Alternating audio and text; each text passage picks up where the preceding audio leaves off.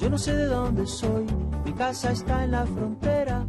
Me llamo Jorge Drexler, tengo 37 años, me dedico a escribir canciones y a cantarlas. No siempre viví de eso, demoré mucho tiempo en darme cuenta qué es lo que quería hacer, como ya verán que después cuento en la entrevista. No tuve clara cuál era mi vocación hasta bastante tarde, pero por otro lado soy una persona bastante obstinada y al final terminé un poco saliéndome con la mía. Estoy como bastante contento por eso, pero he dejado un montón de cosas por el camino que me importan mucho también, ¿no? A veces creo que es más importante saber qué cosas dejar que qué cosas tomar en el camino que vas recorriendo, ¿no?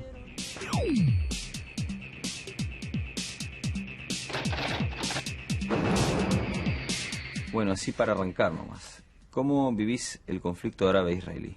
Soy hijo de un matrimonio tengo familias de los dos lados, ¿no? Tengo familias, no del lado árabe, pero tengo familias tengo la mitad de mi familia es de origen judío y la otra mitad no. Entonces, y aparte de eso debido también a eso viví un año en Israel cuando tenía 15 años, ¿no? Un año que la dictadura en el 79, un año particularmente desagradable de Uruguay dentro de todos esos años desagradables, ¿no? Que mis padres, sobre todo mi padre, decidió de repente que era un buen momento para mostrarnos otra realidad, ¿no? Y volví cada 10 años, una vez de paseo después, eso fue la primera vez en el 80, la segunda vez fue en el 89-90, y ahora volví por una semana en el 2000, el año pasado. O sea, fue cada 10 años. Y fue muy duro para mí ver cómo la realidad se fue radicalizando y se fue volviendo cada vez más intolerante de los dos lados. Y la última vez que fui, cómo el fundamentalismo fue ganando espacios en los dos lados, ¿no? Y una cosa que me dejó muy apenado, que era como una falta de perspectivas en el horizonte de arreglo de eso. La única cosa que vi, y que quiero cerrar con esto la respuesta, fue lo único esperanzador que vi, fue un poblado que se llama Neve Shalom, donde conviven 40 familias judías y 40 familias árabes desde hace 25 años, y que han atravesado miles de crisis, imagínate, cada día se levantan, me decían los maestros, justo el maestro árabe me hizo el recorrido del lugar, leen las noticias y ven qué le dicen a los niños, ¿no? Es una escuela bilingüe, árabe-israelí, y fue como un rapto, un rayo así de lucidez dentro de una realidad totalmente obnubilada, ¿no? De gente que cree de alguna manera en una integración. No sé si es una utopía en este momento, pero me pareció bellísimo, ¿no? En el disco, en el último, una de las dedicatorias del disco es para los maestros judíos y árabes de Neve Shalom, ¿no? Vos decís que la familia, como dicen muchas otras personas, forma parte de tu privacidad, ¿no? Ahora, ¿cómo se entiende que luego en tus canciones eso sea un tema recurrente, ¿no? El de la familia. Sí, eso es como una contradicción personal, ¿no? Por un lado, como decís, manifiesto no querer mostrar datos de mi vida personal, como mucha gente lo dice, como creo que todo el mundo tiene derecho, pero por otro lado, no sé escribir canciones si no es desde mi propio eje como persona, ¿no? No soy la voz de los que no tienen voz, porque todo el mundo tiene voz, ¿no? Soy mi voz, hablo por mí, porque creo que hablando por mí puedes hacer que cualquier otra persona lo entienda como una experiencia personal y pueda hacer su propia interpretación y su propio camino de las cosas, ¿no? No me gusta ni dar consejos ni decirle a otras personas qué es lo que tienen que sentir y entonces la única vía que me queda para eso es hablar de mi experiencia personal y aparte el compromiso personal con el paso del tiempo me ha mostrado que cuanto más estás sintiendo lo que decís, cuanto más estás metido dentro de lo que decís, más elementos tuyos están vibrando en ese momento, ¿no? Entonces, y eso, inclusive desde el punto de vista artístico, enriquece una cosa, ¿no? La gente te ve salir habitualmente en diarios, en publicaciones internacionales, y piensa que tu grado de exposición pública va en aumento. ¿Cómo llevas eso vos? Bueno, tampoco es para tanto, tampoco es que tenga una exposición pública, de repente es lo que me gustaría creer, pero tampoco es tanto así, ¿no? Hay muchísimas veces en que ando por un montón de lados de los que vivo habitualmente, como en San Lorenzo del Escorial, en España, que nadie me dice nada en la calle, ¿no? Y que una vez cada tanto se acerca a alguien que escuche un disco o algo así. Hay otros lugares de España donde sí, de repente en Barcelona o en Madrid, en el entorno de un show, cuando hay mucha promoción o cuando recién sacaste un disco, la gente te ve más. Hay veces en que sucede más y veces en que sucede menos. En Montevideo de repente es el lugar donde proporcionalmente más gente te para en algunos círculos, pero no en todos también, ¿no? Y te dice cosas, ¿no? Y en Buenos Aires y en otras ciudades está pasando un poco más, pero realmente no es algo que me moleste. Por ahora está todo en un grado de que es muy lindo. Es una vez cada tanto entras a un lugar y viene alguien y te dice me gusta lo que haces, o sea, no hay una histeria. Me gustaría creer que esa carencia de histeria la genera alguien que no pide histeria. Si pedís histeria la tenés, ¿no? Si querés gente gritando y tirándose de los pelos y sabés cómo hacerlo, lo podés conseguir. Pero si no te interesa eso, también podés saber cómo evitarlo. Todo el mundo es responsable del grado de su exposición pública, ¿no?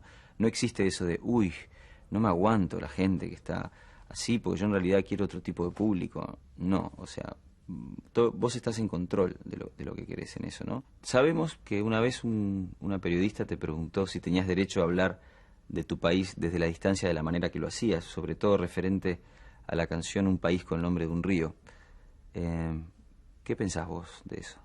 Bueno, me alegro que me lo preguntes, porque prefiero el tipo de pregunta comprometida así que habitualmente no se hacen en las entrevistas, que simplemente un repaso por anécdotas conocidas, ¿no?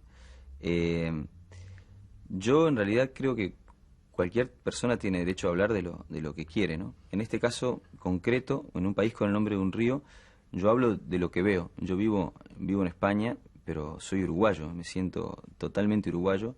Es más, cada vez vivo más tiempo en Uruguay. Este año ya van a ir 3 meses que vivo en Uruguay. Tengo mi equipo de trabajo en Uruguay, mis últimos 2 discos los grabé en Uruguay y tengo una visión muy cercana y bastante documentada de lo que va pasando aquí, ¿no? Yo tuve un privilegio muy grande del que no gozan la mayor parte de los emigrantes, que fue de irme no acuciado ni por una persecución política ni por una persecución económica o anímica, como se está yendo mucha gente, ¿no? Yo veo a los uruguayos que llegan a Madrid y a los argentinos que llegan también, que son más o menos mi círculo de relación, ¿no? Y veo siempre esa dicotomía, siempre un punto como de dolor, casi bronca, de resentimiento muchas veces, ¿no?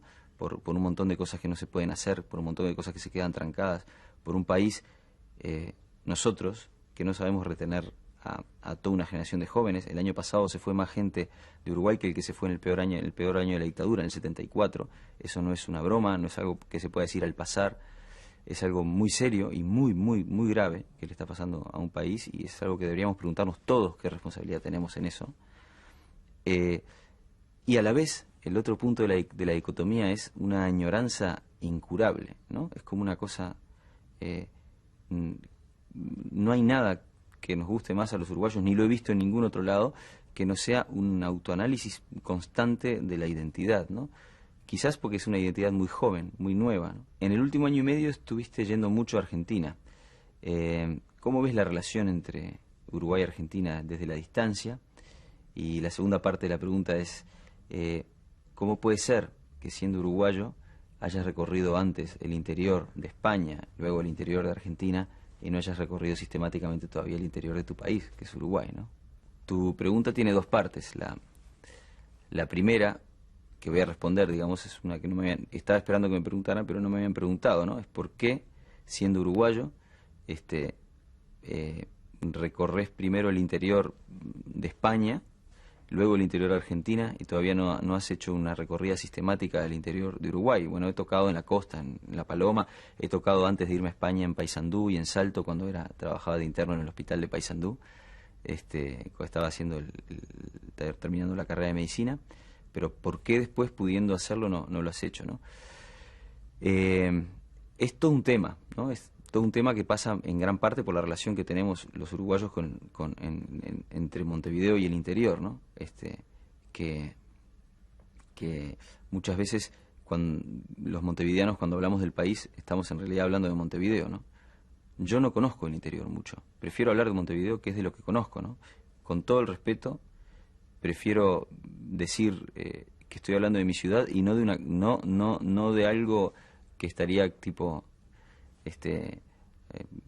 pasando por encima de lo que sé en realidad, ¿no? La segunda parte de la pregunta, que es la relación entre Uruguay y Argentina, yo lo veo con mucha claridad desde lejos, las similitudes entre los dos países mucho más que las diferencias, ¿no? Hay un filósofo español que se llama Fernando Savater, que habla del narcisismo de las pequeñas diferencias, ¿no? Que cuanto menor son las diferencias entre dos ciudades contiguas, dos países contiguos, dos barrios contiguos, aparece muchas veces la necesidad narcisista de exacerbar las particularidades de cada uno como para distanciarse del otro, ¿no? Cuando eso aparece, en realidad no es más que una muestra de la similitud que hay entre los dos lados, ¿no? Y termino la respuesta con una reflexión, no sé de quién, si era un argentino o un uruguayo. Ponele que fuera un uruguayo que decía,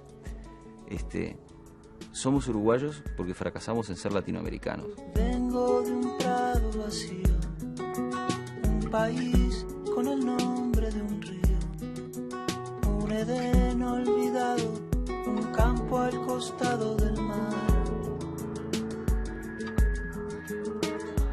Pocos caminos abiertos,